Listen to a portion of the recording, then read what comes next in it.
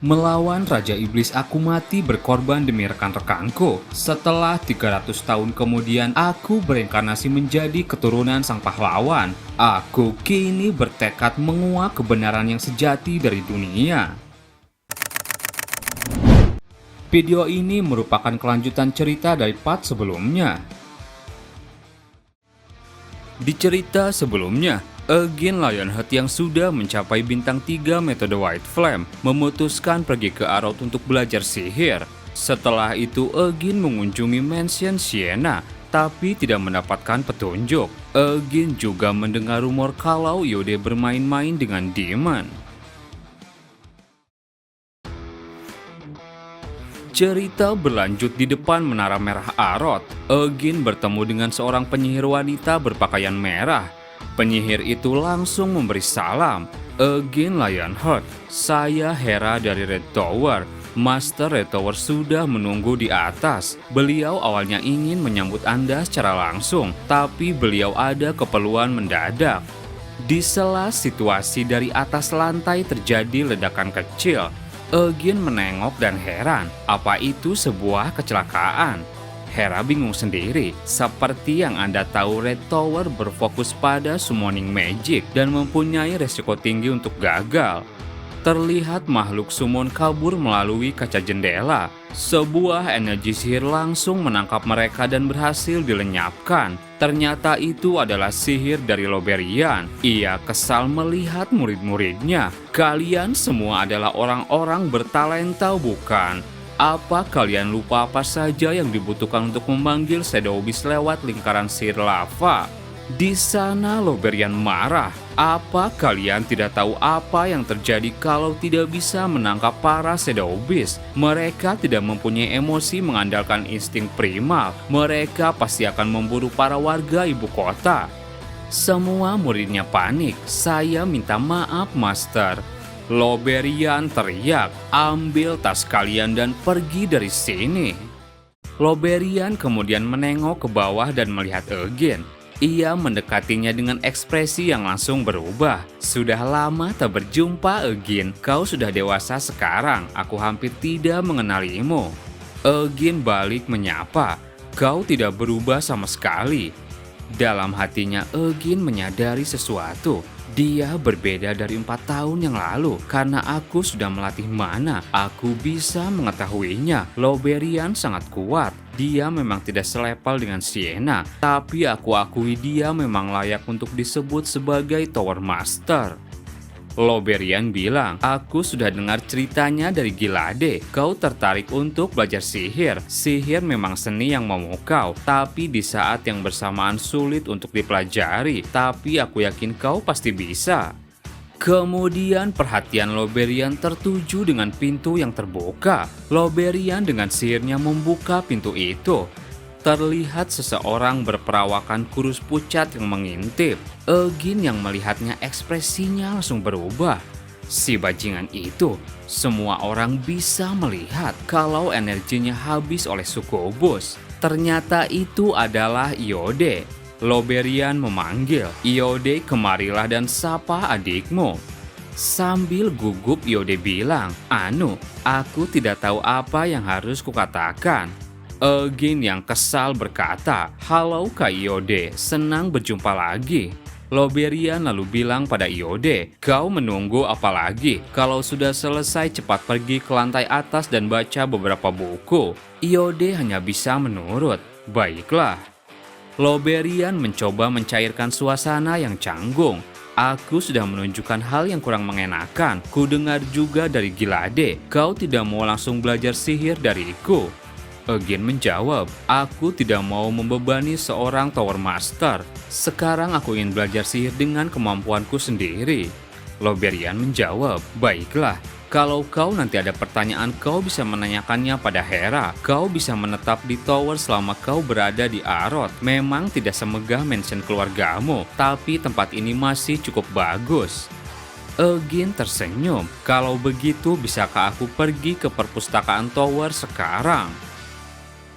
Beberapa waktu berlalu. 1 bulan setelah tiba di Red Tower, Egin mengunjungi perpustakaan setiap hari. Dia membaca buku sihir dari pagi hingga siang, kemudian tidur larut malam. Dia juga berlatih aspek lain selain sihir. Dia melatih mananya beberapa jam sebelum pergi ke perpustakaan, lalu melatih tubuhnya setiap malam sampai keringat menutupi sekujur tubuhnya. Tidurnya memang sedikit, tapi tubuh luar biasanya memulihkan dari kecapean hanya dengan tidur beberapa jam. Egin tersenyum senang. Aku sudah membaca semua buku teks level pemula yang ada di perpustakaan. Saatnya aku mencobanya.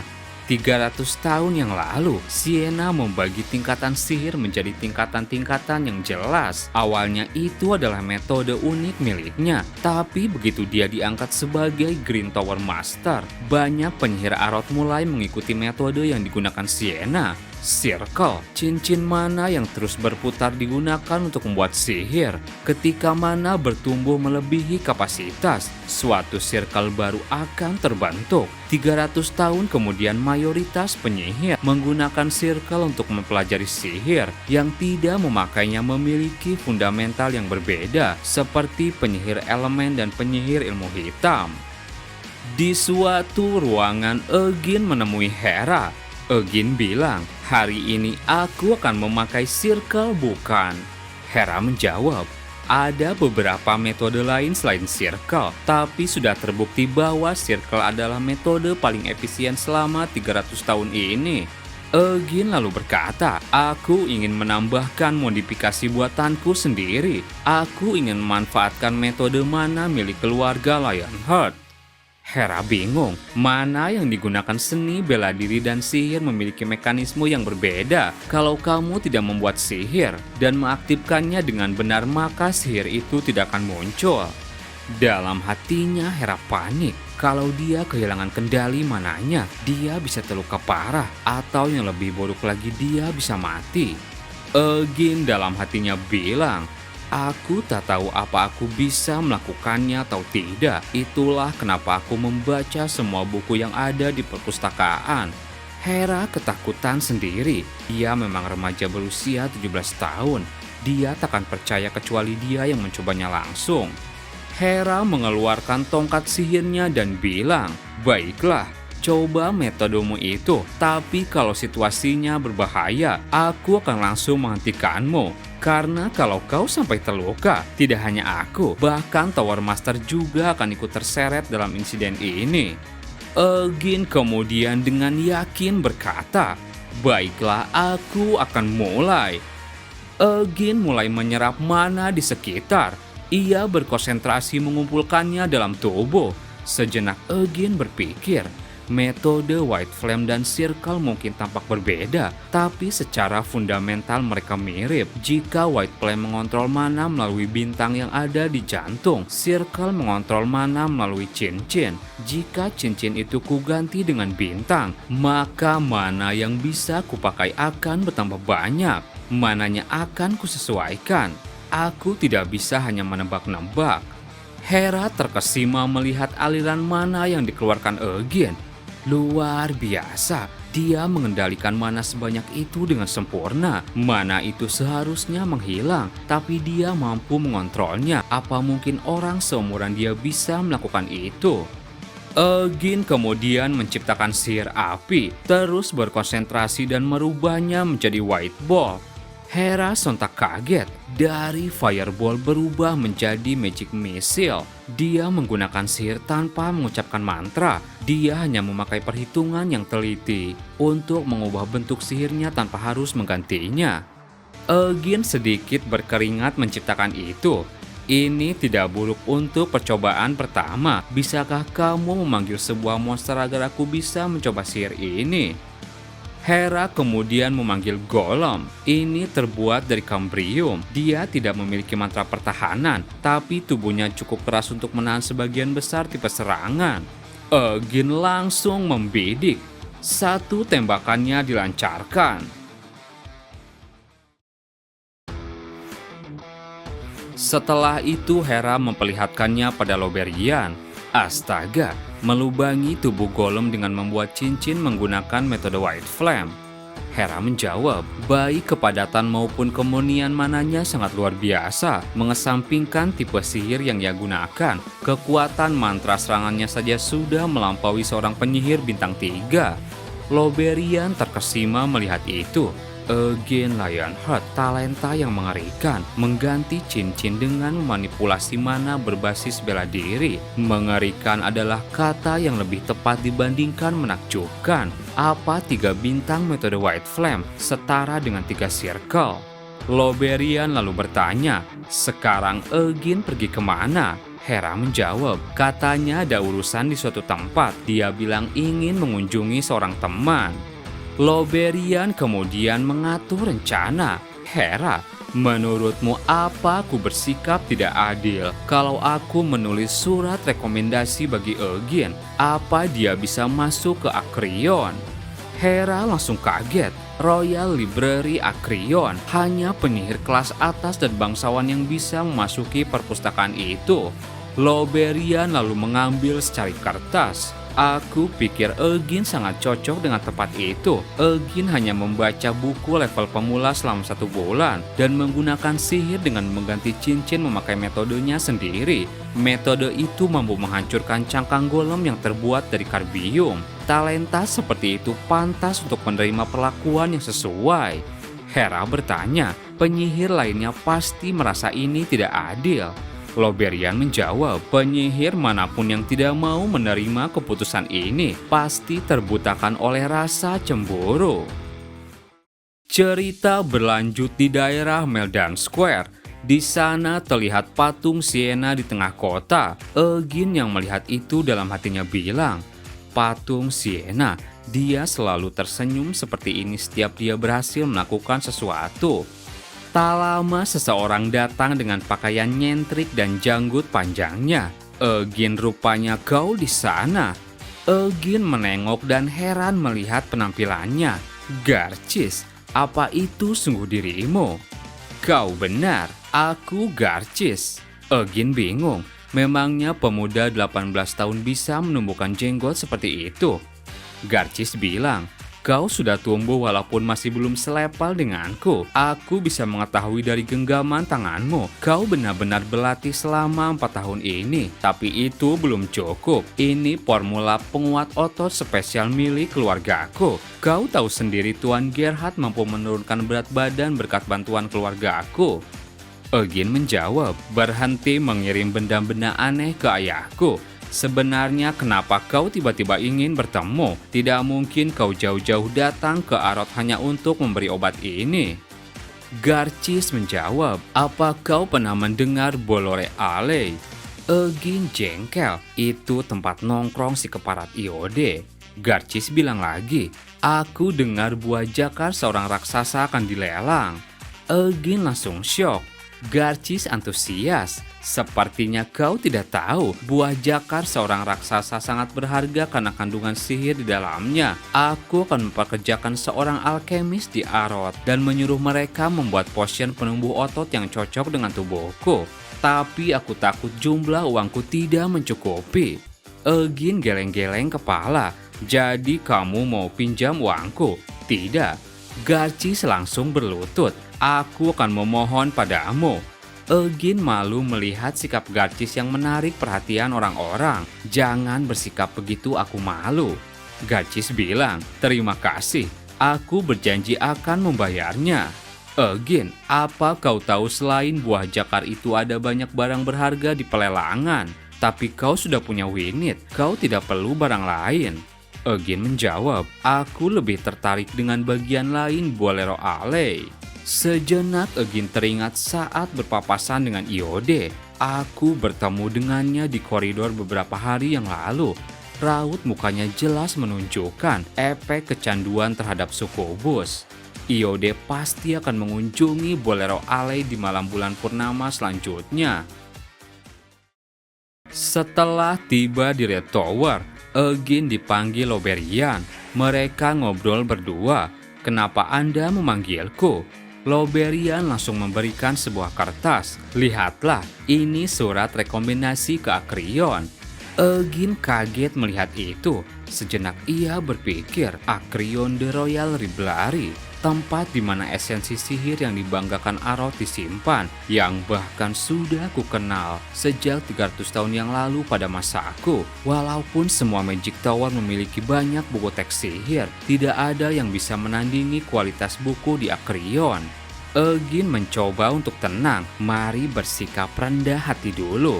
Ia lalu berkata, "Saya tidak yakin saya bisa menangani ini." Loberian tersenyum. "Sebaliknya, aku sangat yakin bahwa sekarang adalah waktu yang tepat bagimu untuk mengakses Akrion. Karena pengetahuan sihirmu masih terbatas, potensi yang bisa kau raih masih sangat luas. Memang ada kemungkinan kau tidak bisa menyerap semua ilmu yang ada di Akrion, tetapi membaca buku-buku yang ada di sana dapat membantu memperluas pengetahuanmu, dan pengetahuan itu akan menjadi tonggak yang akan membuat sihirmu." Egin kembali berpikir, Akrion menyimpan sihir dari era kuno dan tulisan-tulisan penyihir terhebat di masanya juga tersimpan di sana. Kalau begitu, Egin lalu bertanya, apa Akrion menyimpan karya milik Sienna the Witch? Loberian menjawab, tentu saja, Red dan Green Tower juga memiliki buku milik Sienna the Witch, tapi Akrion mempunyai Witchcraft. Itu adalah satu set buku, 3 volume yang berisi rahasia Sienna the Witch yang ditulis pada masa kejayaannya. Buku itu dianggap sebagai buku teks sihir terbaik sepanjang sejarah Arot, dan tidak ada salinan lain dari Witchcraft di luar Akrion. Hanya volume pertama yang bisa diakses, tapi itu saja sudah cukup untuk memberi ilmu yang akan membuat sebagian besar buku lain sia-sia. Ketika aku membaca volume pertama Witchcraft, itu membuatku tersadar kalau sihir yang kupelajari selama hidupku hanya sebatas mainan anak-anak.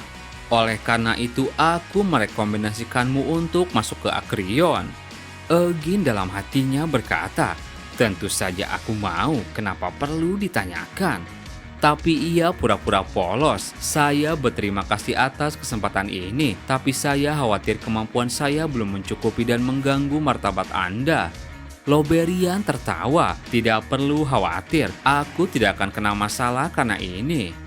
Egin dalam hatinya berpikir, apa dia akan menarik keputusannya jika nanti kubuat kesal? Seorang Tower Master bersikap rendah seperti ini. Sekarang saatnya aku bertanya hal itu. Egin lalu menanyakan suatu hal. Loberian, saya ingin menanyakan sesuatu tentang Iode. Saya mendengar rumor ketika saya baru tiba di Arot. Sepertinya Iode bukan belajar sihir, tapi dia malah menghabiskan waktunya dengan sukubus di suatu gang misterius. Loberian terkejut. Egin dalam hatinya bilang, reaksi itu, Loberian tahu betul apa yang dilakukan Iode selama ini. Sambil gemetaran, Loberian mulai bercerita. Rumor itu benar, aku sudah menegurnya beberapa kali, tapi itu tidak cukup untuk menghentikannya. Dulu banyak orang yang mati karena jiwanya dihisap habis oleh sukubus. Tapi ketika Helmut membuka perbatasannya, para demon langsung mengubah sikap mereka sepenuhnya. Sukubus juga termasuk dalam kategori itu. Mereka masih menghisap jiwa orang-orang, tapi mereka tidak membunuh siapapun. The Queen of Nightmare di Helmut melarang keras hal itu. Egin menyela, tapi itu tidak bisa membenarkan tingkah kakakku. Loberian menjawab, tolong pertimbangkan posisinya. Iode datang ke Arot 4 tahun yang lalu. Banyak yang mengharapkan dia dapat meraih kesuksesan, tapi talentanya tidak mampu memenuhi ekspektasi itu. Dia sudah melalui banyak penderitaan. Kami sudah mencoba untuk membimbingnya lebih jauh, tapi karena nama keluarganya, Iode tidak bisa kabur dari ekspektasi orang-orang di sekitar. Tekanan yang dihadapinya pasti terus meningkat. Aku kira tidak masalah kalau dia melepas penatnya sekali-kali. Aku sering memperingatkannya untuk tidak terlalu kecanduan, tapi mentalnya akan hancur jauh lebih cepat jika aku menghentikannya. Egin berpikir, itu dapat dipahami. Aku tahu rasanya setelah menghabiskan 4 tahun bersama keluarga utama. Theonis yang angin-anginan dan Anisilia yang penuh intrik. Ciel dan Cian diberkahi talenta dan ambisius. Iode selalu merasa tertekan karena hidup berdampingan dengan mereka. Alasan kenapa dia menetap di Magic Tower walau dia terus dicaci maki adalah karena itu lebih baik daripada kembali ke keluarga utama. Aku paham kisah hidupnya mengenaskan, tapi dia sudah kelewatan. Sukubus tetaplah demon. Mereka tidak akan pernah bisa berbaur dengan manusia. Aku perlu melihat langsung apa yang dilakukan Sukubus terhadap Iode. Cerita berlanjut saat malam bulan purnama di Bolero Alley. Terlihat gang itu ramai dengan orang-orang. Eugene datang bersama Garcis dengan penyamaran. Kenapa kita perlu memakai penyamaran? Eugene menjawab kalau kabar mengenai 2 orang Lionheart mengunjungi gang ilegal secara terang-terangan, nama keluarga kita akan tercoreng. Eugene lalu menghubungi seseorang. Apa kau sudah masuk? Ternyata Eugene menghubungi pemandunya. Komunikator ini hanya bisa terhubung di Bolero Alley. Saya akan memberitahu Anda apabila saya telah menemukan Iode. Eugene bertanya, apa kau bisa melacaknya? Bukankah si bodoh itu? Tidak, maksudku kakakku. Bukankah dia menggunakan penyamaran magic juga?